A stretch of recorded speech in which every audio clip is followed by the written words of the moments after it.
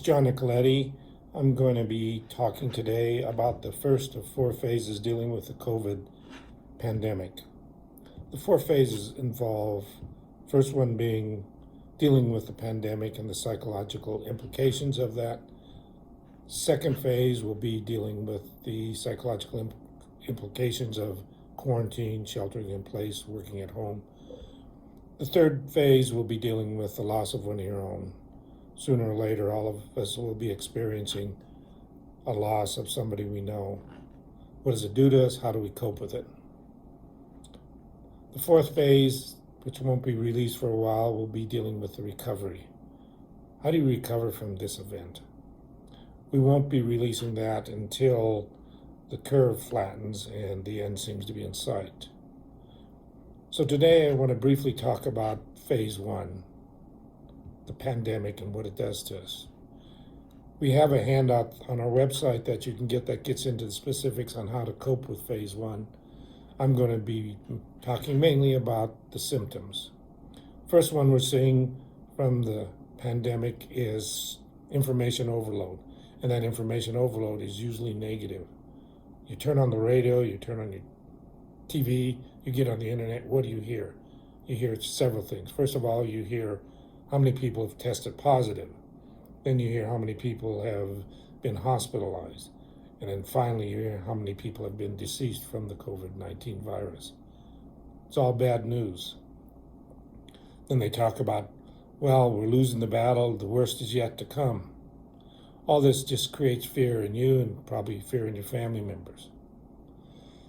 Second thing that starts happening is you're out there, your first responders, your healthcare workers, you're in the field. So over time, naturally, especially when you listen to TV, you're going to start worrying about getting contaminated yourself. Your family members are going to start worrying about that. They're going to start worrying that you bring the virus home with you.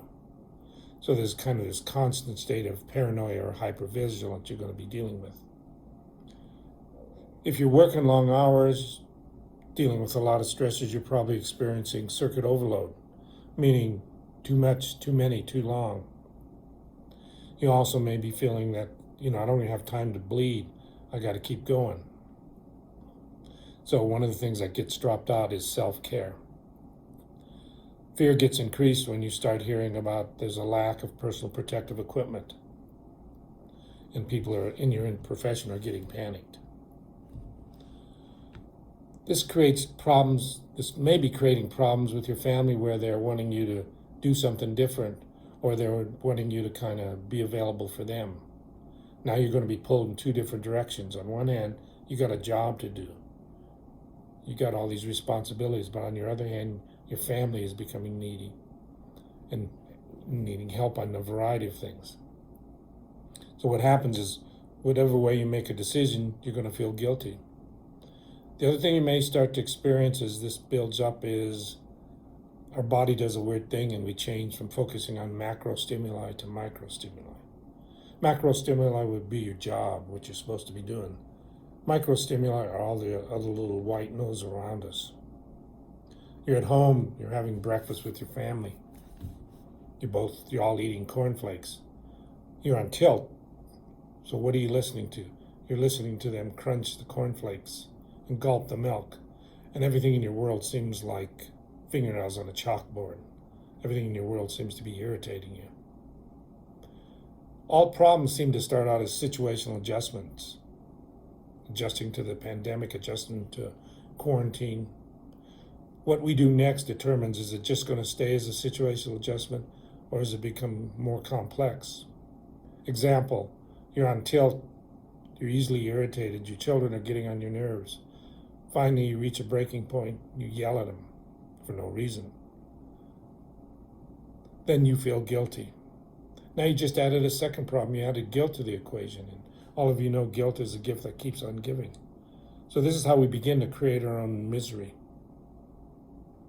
One of the first things we find people giving up is self-care. Don't have time. Or if I do try and engage in self-care, I feel pressure from my coworkers, or I add pressure to myself, feeling guilty for taking time away. Part of surviving this is giving yourself permission. Permission becomes a real critical thing in what we call resiliency. Resilient people are individuals that do what they need to do to be able to keep up and running. So in order to get to that level, permission has to be there. Permission for self-care, permission to take a break, permission to interact with your family, whatever that involves, you got to make sure that's there. In the handout we provided for you, we get into very specific coping mechanisms, or what we call countermeasures, to help you deal with this first phase. Please refer to that on our website, and we'll be presenting the second phase in a few days, dealing with quarantine, shelter in place. How do you live in a whole different world where you're not allowed to go out? Until then, take care, stay safe, stay healthy.